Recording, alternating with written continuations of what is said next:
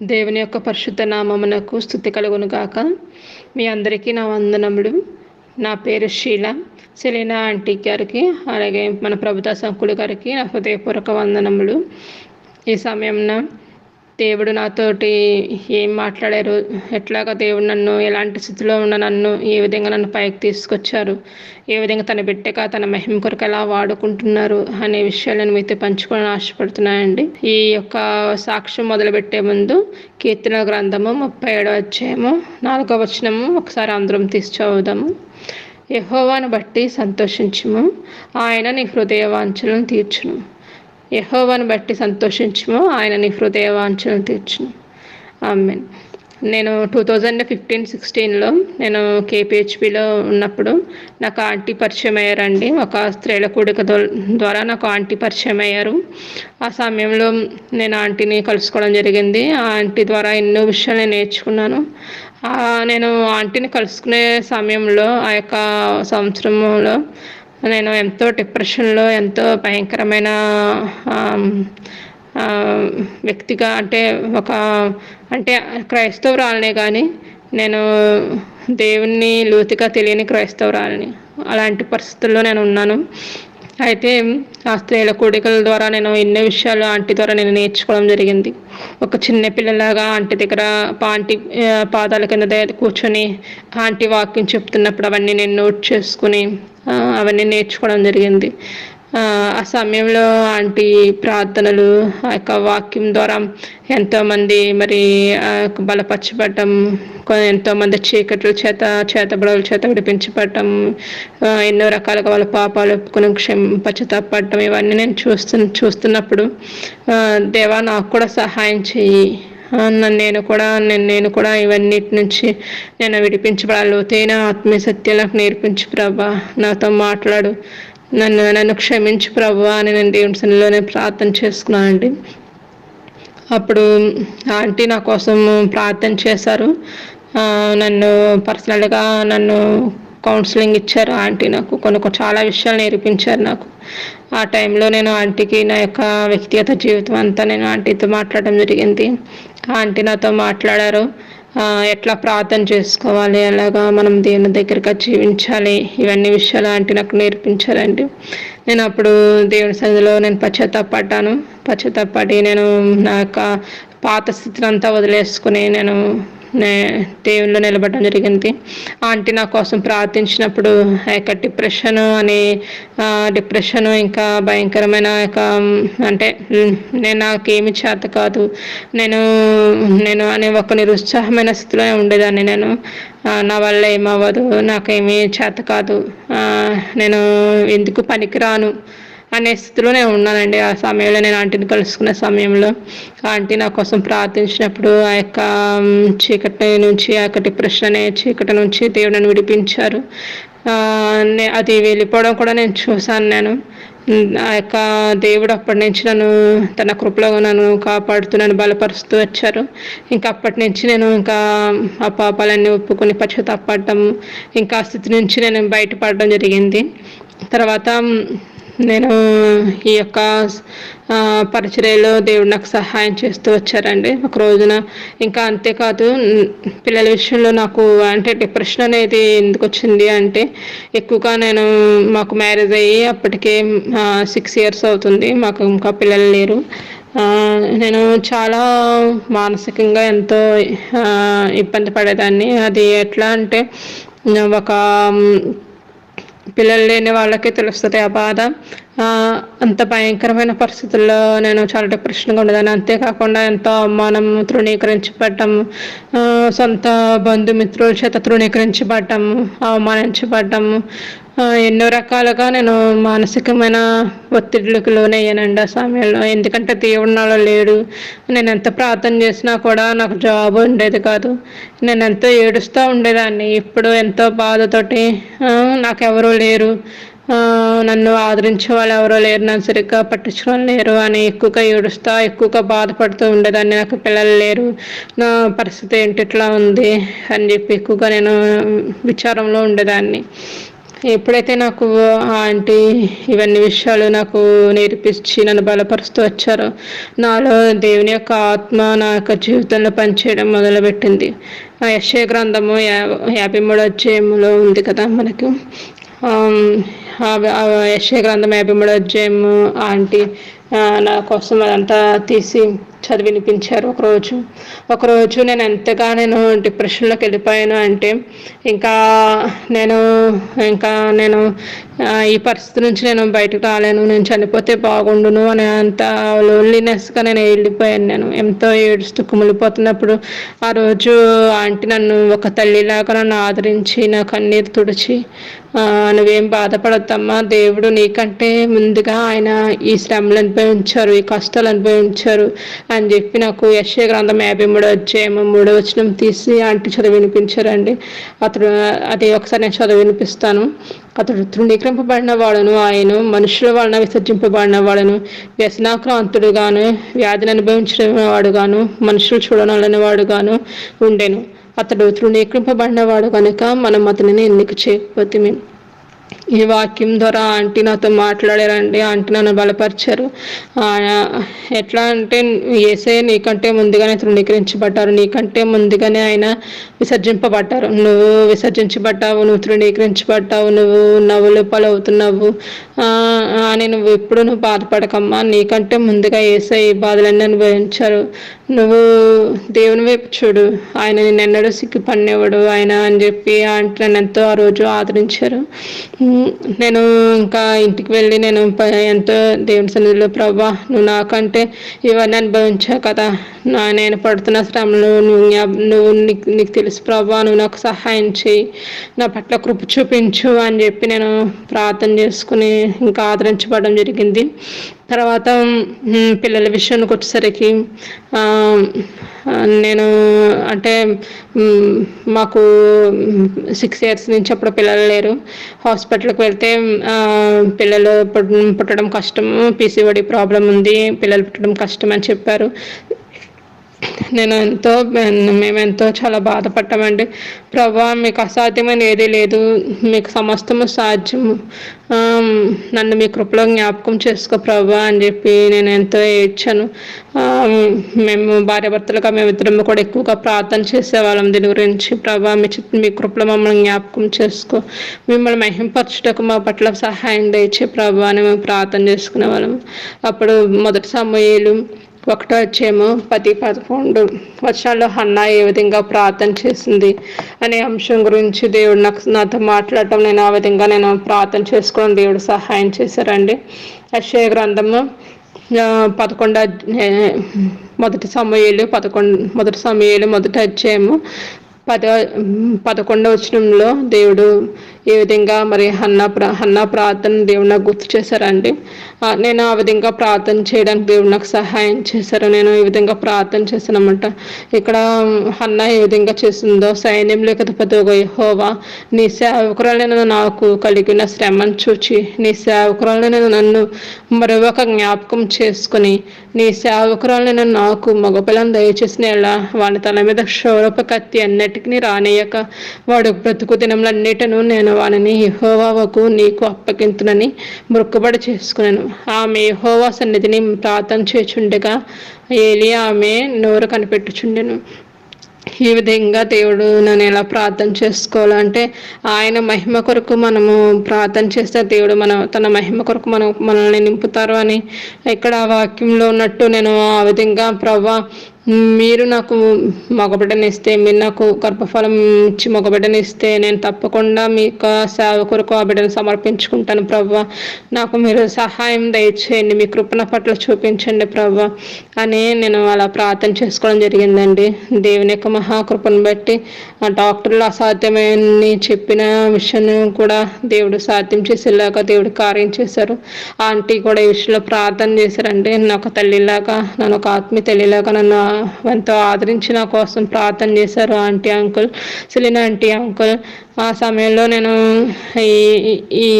ఈ కన్సీవ్ అవడం ఇవన్నీ దేవుడు చేసిన అద్భుతమైన కార్యము. అప్పుడు నేను ఎర్లీ మార్నింగ్ 3 o'clockకి లెగ్స్ నేను ప్రేయర్ చేసుకునేదాన్ని అండి.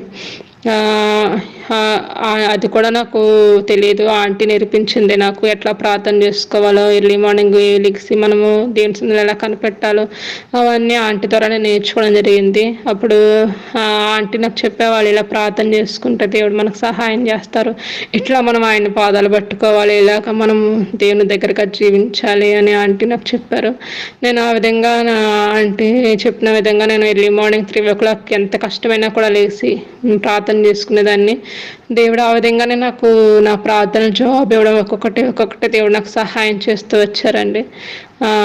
తర్వాత నేను కన్సీవ్ అయినని తెలిసిన తర్వాత నాకు ఎంతో సంతోషం, మా కుటుంబంలో ఎంతో ఆనందం. ఒకప్పుడు ఎంతో నిరుత్సాహంలో ఉన్న నాకు డాక్టర్ల యొక్క మాటలు, మా యొక్క మనుషుల యొక్క మాటలు తృణీకరించబడటం, అవమానించబడటం, ఇవన్నీ దీనికి దేవుడు కొట్టివేసి దేవుడు ఎంతగానో నాకు సంతోషాన్ని ఇచ్చాడంటే నేను అది వర్ణించలేను. అది నిజంగాను.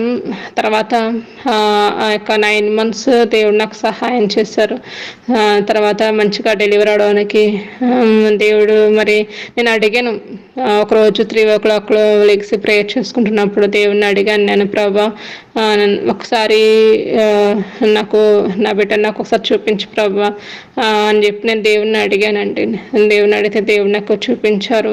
ఆ రోజు వెళ్ళి మనం 3 o'clock ప్రేయర్ చేసుకుని నేను అలా పడుకున్న తర్వాత దేవుడు నాకు చూపించారు, ఒక చక్కటి మగబిడ్డను నాకు చూపించారు. నాకు ఆయన చప్పిగా చక్కగా ఒక ఆయన ఎత్తుకుని ఒక పూల తోటలాగా ఒకటి స్థలం ఉంది, అక్కడ ఎత్తుకుని ఆయన వస్తున్నట్టు నాకు చూపించారు. నేను అప్పుడు ఎంతో సంతోషించాను. నేను ప్రభా నువ్వు నాకు చూపించినందుకు మీకు వందనాలని. మా బాబు పుట్టినప్పుడు సేమ్ అలాగే ఉన్నాడండి. నిజంగా అలాగే చాలా హెల్దీ బేబీగా చక్కగా ఆరోగ్యంగా ఉన్నాడు. అలాగే చబ్బిగా చాలా బాగున్నాడు అన్నమాట. సేమ్ అట్లాగే దేవుడు నాకు ఆ విధంగా తన కృపణ పట్ల చూపించారు. అలాగే నేను ప్రార్థన చేసుకుని నేను దేవుని అడిగాను. అలాగే ఆ బిడ్డ విషయంలో ఆ బిడ్డకు కూడా పేరు శామ్యుల్ అనే పేరు పెట్టాము. అలాగే బిడ్డని దేవునికి సమర్పించుకున్నాం కూడా. నేను మా హస్బెండ్ ఇద్దరం కలిసి దేవునికి సమర్పించుకున్నాం బిడ్డని. ప్రభాని సేవ కొరకు, నీ మహిమ కొరకు బిడ్డను వాడుకు ప్రభాని దేవునికి అప్పగించాము. అప్పటి నుంచి దేవుడు మాకు సహాయం చేస్తూ మళ్ళీ ఇంకా బిడ్డని ఏ విధంగా పెంచాలి ప్రభా, మరి ఇక్కడ ఉన్న పరిస్థితుల్లో బిడ్డను ఎలా పెంచాలి ప్రభా, నాకు సహాయం దయచేయి అని చెప్పి ఆ విషయంలో కూడా ప్రార్థన చేసుకున్నప్పుడు దేవుని యొక్క ప్లాన్స్ ఆయన నడిపింపు ఎంత ఉన్నతంగా ఉంటుంది అంటే మాకు లాస్ట్ ఇయర్ మేము కేరళలో ఉండి మేము ఇక్కడికి ఇండోనేషియా వచ్చామండి. ఇది కూడా మరి ఇది ఇంటర్నేషనల్ క్రిస్టియన్ స్కూల్ అనమాట. దేవుడు ఎంతగా సంతోషం అంటే ఆ యొక్క బైబిల్ స్టడీస్ కానీ వాటన్నిటిని చూస్తున్నప్పుడు మొన్న బాబుకి గ్రాడ్యుయేషన్ చేశారు. అంటే వాడు KG3 నుంచి Grade 1కి వెళ్ళినాడు, గ్రాడ్యుయేషన్ చేశారు. అప్పుడు ఆ గ్రాడ్యుయేషన్కి పేరెంట్స్గా మేము వెళ్ళినప్పుడు నాకు ఎంత సంతోషం వేస్తే కళ్ళ నీళ్ళు వచ్చి దేవుని మహింపరిచాను అక్కడ. ఎందుకంటే A to Z ఆ గ్రాడ్యుయేషన్ అంతా దేవుని మహిమకరంగానే అది వాక్యంతో నిండిందండి. అదంతా అక్కడ అంతా వాక్యము, బైబిల్ స్టడీ. యొక్క చిన్న వయసు నుంచే వాళ్ళకి పిల్లలకి సాంగ్స్ కానీ అవన్నీ యాక్టివిటీస్ అన్నీ బైబిల్ పరంగానే. ఇంకా అంటే సబ్జెక్టు ఉంటుంది కానీ ఎక్కువగా దేవుని సంబంధించిన వాక్యాలే వాళ్ళకి ఉంటాయి అన్నమాట. నిజంగా దేవుడు ఎంతగా తన కృప చూపిస్తాడు అంటే పిల్లల్ని మనం అడిగిన విషయాన్ని దేవుని మహిమ కొరకు ఈ బిడ్డను పెంచాలి అనే ఆలోచనతో దేవుని అడిగాను.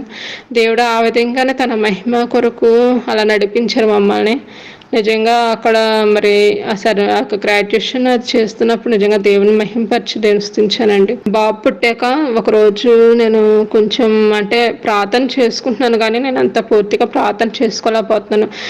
అంటే ప్రెగ్నెన్సీ రాకముందు నన్ను ఎవరైతే తృణీకరించారో, ఎవరైతే నన్ను బాధపరిచారో, ఎవరైతే నన్ను దుఃఖపరిచారో, నా కుటుంబంలో మరి ఎన్నో ప్రాబ్లమ్స్ రావడానికి కారణమయ్యారో వాళ్ళందరినీ నేను క్షమించలేని పరిస్థితుల్లో నేను ఉన్నాను అనమాట. ఎందుకంటే ఎన్నో రకాల సమస్యలు వారి ద్వారా కుటుంబాలు రావడము, భార్యాభర్తల మధ్య ఇంకెన్నో రకాలుగా తృణీకరించబడి ఎంతో అవమానపరచబడి ఎప్పుడూ నేను కళ్ళ వెంబడి నీరు కారుస్తూనే ఉండేదాన్ని. నేను అంత బాధలో కష్టాల్లో ఉండేదాన్ని నేను.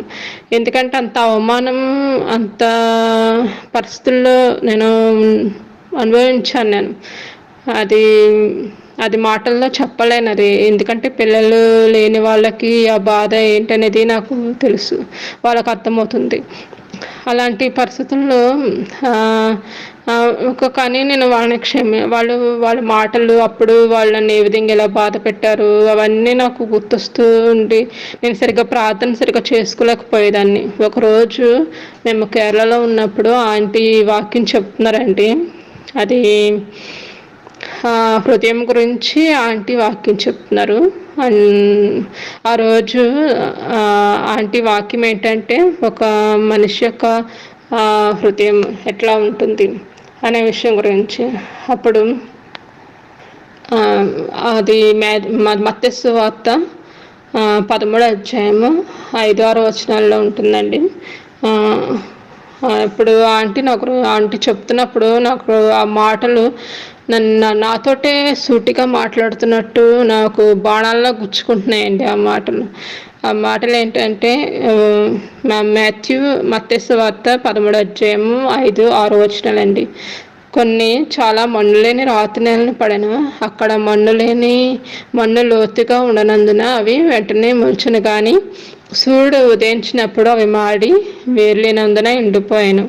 ఈ మాటలు నాకు ఎంతో హృదయాన్ని గుచ్చుకున్నట్టు అయిందండి. ఎందుకంటే ఆంటీ ఈ మాటలు చెప్తూ ఆంటీ అన్నారు, నువ్వు నీలో ఉన్న యొక్క రాతి నేలను బట్టి దేవుని యొక్క వాక్యం నీలోకి వెళ్ళడం లేదు అని ఆంటీ వాక్యం చెప్తూ మాట్లాడుతుంటే ఆ యొక్క రాతి నేలనంటే ఆ పంటలు అవి క్షమించలేనివన్నీ ఒక రాతి పంటలు లాంటివి. ఎవరైనా మనం క్షమించలేకపోయినా అది ఒక రాతి పంట లాంటివి అవి అని వాటిని తీసి పడేస్తేనే కానీ మీరు దేవునిలో మీరు ఫలించలేరు, అభివృద్ధి చెందలేరు అని ఆంటీ సూటిగా మాట్లాడుతున్నారు.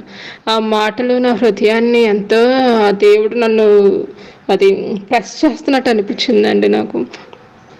ఇంకా వాక్యం ఆ లేడీస్ మీటింగ్ వాక్యం అయిపోగానే నేను అక్కడనే మోకరించి కన్నీరు కారుస్తూ, ప్రభువా నన్ను క్షమించు, నీ యొక్క కృపను నేను దూరం చేసుకోలేను ప్రభువా, నన్ను క్షమించు అని చెప్పి నేను అప్పుడే పశ్చాత్తాపడి ఆ యొక్క ఎవరినైతే నేను క్షమించలేను అంటే బాధను పెట్టుకున్నానో వాళ్ళందరినీ నేను క్షమిస్తున్నాను ప్రభువా, నన్ను మీ కృపలో జ్ఞాపకం చేసుకుని నీలో నన్ను ఎదిగింపచేయి ప్రభువా అని నేను అప్పుడే లోబటానండి.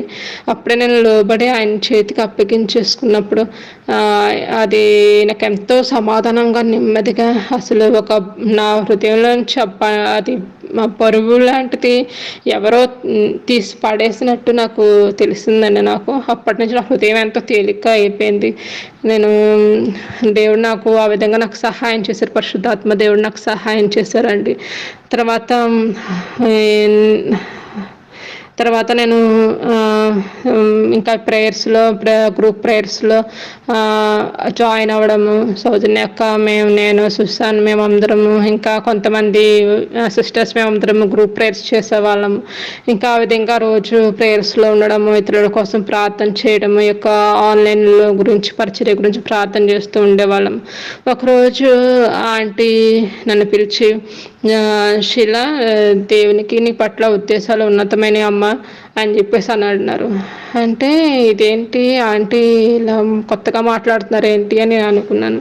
తర్వాత ఆంటీ నాకు యెషయా గ్రంథం 55 అధ్యాయము 8-9 వచనాలు, అలాగే ఇర్మియా గ్రంథం 29 అధ్యాయము ఉన్నాయి కదండి, ఆ మాటలు ఆంటీ నాకు గుర్తు చేశారు. ఇర్మియా గ్రంథం 29వ అధ్యాయము 11వ వచనంలో, నేను మిమ్మల్ని గూర్చిన ఉద్దేశించిన సంగతులు నేను ఎరుగుదును. రాబో కాలమందు మీకు నిరీక్షణ కలుగునట్లు అవి సమాధానకరమైన ఉద్దేశంలే కానీ హానికరమైనవి కావు. ఇది యెహోవాకు.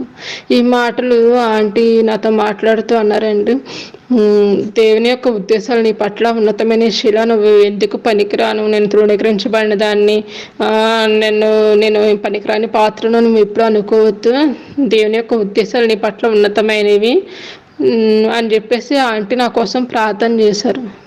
ప్రార్థన చేసినప్పుడు ఆంటీ వాళ్ళ క్రొత్తగా నా కోసం ఇలా ప్రార్థన చేశారేంటి అని చెప్పి నేను మళ్ళీ తర్వాత నేను వ్యక్తిగతంగా ప్రార్థన చేసుకుంటున్నప్పుడు నేను ప్రభువా, నేను ఆ విషయంలో నేను తక్కువగా అంచనా వేసుకుంటున్నానేమో, నన్ను క్షమించి ప్రభువా, ఆంటీ నా కోసం ఈ విధంగా ప్రార్థన చేశారు, మరి అది మీ యొక్క ప్రవచనం నడిపింపని నేను విశ్వసిస్తున్నాను ప్రభువా. నైనా మరి మీ యొక్క ఉద్దేశాలు నా పట్ల ఏమేమి ఉన్నాయి, నన్ను నడిపించండి. నా యొక్క తలంపులు కాదు, మీ యొక్క తలంపులతో మీ యొక్క ఆలోచనతో నన్ను నడిపించండి ప్రభువా అని చెప్పి నేను ఆ రోజు నేను ప్రార్థన చేసుకుని దేవుని చేతికి అప్పగించేసుకున్నానండి. ప్రభువా, నాకు సహాయం చెయ్యి, నన్ను ఏ విధంగా నడిపిస్తావో నాకు తెలియదు ప్రభువా, నాకు ఎటువంటి ఫ్యూచర్ ప్లాన్స్ లేవు, నీ యొక్క ప్లాన్స్తో నన్ను నడిపించండి అని ఆయనకి అప్పగించుకున్నానండి. ఎప్పుడైతే నేను నాకు అప్పగించుకున్నాను అప్పటి నుంచి నాకు తెలియకుండానే